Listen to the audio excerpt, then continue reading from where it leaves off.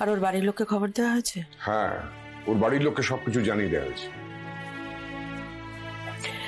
ডাক্তারের সাথে কথা বলে দেখো কবে ডিসচার্জ দেয় ওকে। আর কয়েকটা দিন ওকে ছুটি দাও আয়ুষ। ওকে মা। মা, পুলিশ তোমার একটা বয়ান চেয়েছে, তারপরই ওনারা রিপোর্ট লিখবেন। হ্যাঁ, আর আমি ওদের বাড়িতে আসতে বলে দিয়েছি। কেন? ঈশান, যখন তখন আমার বাড়িতে পুলিশ ঢুকবে এ আমার একেবারে পছন্দ নয়, বারণ করে দাও ওদের। মা, আমার মনে হয় ঈশান যেটা করেছে সেটা কিন্তু তোমার কথা ভেবেই করেছে। মানে দেখো, সবে তোমার উপর অ্যাটাক হয়েছে, আমার মনে হয় এই মুহূর্তে তোমার বাড়ি থেকে বেরোনোটা একদম সেফ না। দেবীমা,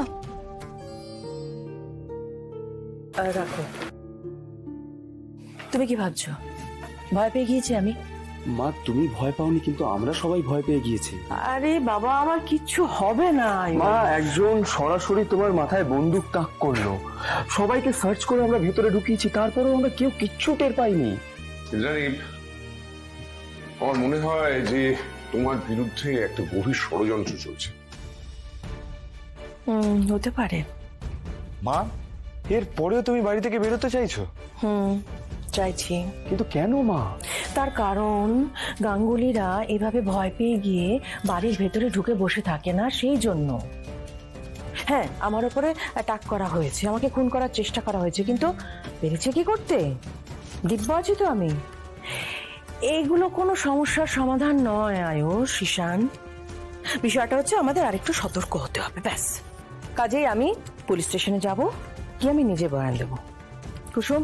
হ্যাঁ দেবী, এই পৃথিবীতে আমি কোনো কিছুতেই ভয় পাই না, কিন্তু আর সত্যি ভয় পেয়ে গেছিলাম যখন যখন ওই গুন্ডাটা আপনার দিকে পিস্তল তাক করে।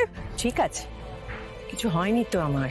আপনার কিছু হয়নি দেবীমা, কিন্তু তাও কি কুসুম? কিন্তু দেবীমা, আজ আমি সত্যিই ভয় পেয়ে গেছিলাম। আমি যদি পারতাম তাহলে সারা জীবন আপনার ঢাল হয়ে থাকতাম। কুসুম, তুমি তো ঢাল হয়ে এই পরিবারকে অনেক বিপদ থেকে রক্ষা করছো। কিন্তু বড় সাহেব, আমি যে সবসময় দেবীমার সাথে থাকতে পারছি না। এই যেমন এখন দেখুন, আপনারা সবাই বাইরে যাচ্ছেন, কিন্তু আমি আপনাদের সাথে যেতে পারছি না। তাই কি তাই?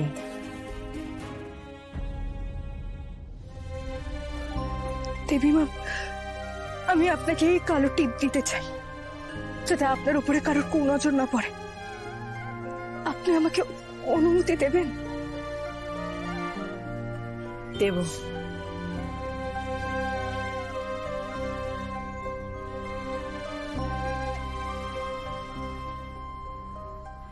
কি হলো, থেমে গেলে?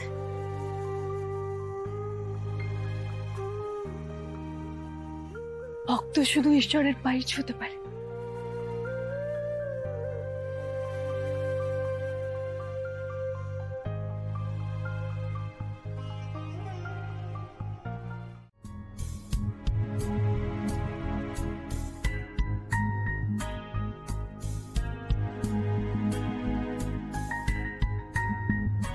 কুসুম, কুসুম, তুমি এত রাতে এখানে কি করছো?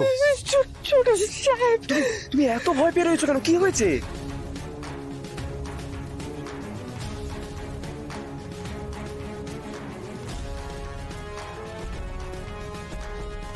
কে এসেছিল আর দুলালকে কি দিয়ে গেছে? আমি জানি না কি দিয়েছে, কিন্তু আমার মন বলছে একটা বড় বিপদ আসতে চলেছে ছোট সাহেব। বেশ, চলো আমরা বরং গিয়ে দেখে আসি। চলো চলো। মায়ের জন্মদিন তো, তার জন্যই আমি ওই গিফটটা পাঠালাম। ওতে অল্প কিছু টাকা আছে, মাকে একটা পছন্দ মতো শাড়ি কিনে দিও না। দেখো, খুব একটা বেশি টাকা তো পাঠাতে পারিনি, আসলে সবে মাত্র চাকরিতে জয়েন করেছি। কিন্তু আমি যদি একবার ম্যাডামকে বলি, ম্যাডাম কিন্তু আমাকে মায়ের জন্মদিনের জন্য কিছু টাকা দিয়েই দিত। বাট আমি না এই সুযোগগুলো নিতে একেবারেই চাই না। আর আমি তো এখানে ম্যাডামের বডিগার্ডের চাকরি পেয়েছি। ম্যাডাম খুব ভালো, আমাকে মোটা মাইনে দিচ্ছে, আমাকে থাকার জায়গা দিয়েছে, খাওয়া দাওয়া সব কিছু আছে। শোনো না, আর 2 দিন ওয়েট করো, তারপর আমি তোমাদের এখানে নিয়ে আসবো, তখন তুমি নিজের চোখের সামনে সব দেখতে পাবে। কুসুম, তুমি দুলালকে ভুল বুঝছো, কেউ ওকে কিচ্ছু দিতে আসেনি। ছোট সাহেব, আমি নিজের কানে শুনেছি ওই ওই লোকটা এই পরিবারের সবাইকে খুন করার চেষ্টা করছে, আমি নিজের কানে শুনেছি। কুসুম, যে নিজের প্রাণের ঝুঁকি নিয়ে আমার মাকে বাঁচিয়েছে সে কেন সকলকে খুন করবে? তুমি নিজের কানেই তো শুনতে পাচ্ছ। ওর মায়ের জন্মদিন উপলক্ষেও কাউকে দিয়ে উপহার পাঠিয়েছে।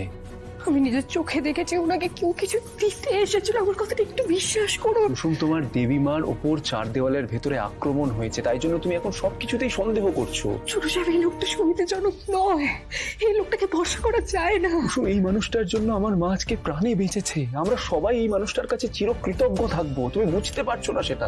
কিন্তু ছোট সাহেব আমার তুমি ঘরে যাও, তোমার বিশ্রামের দরকার, তুমি ঘরে যাও।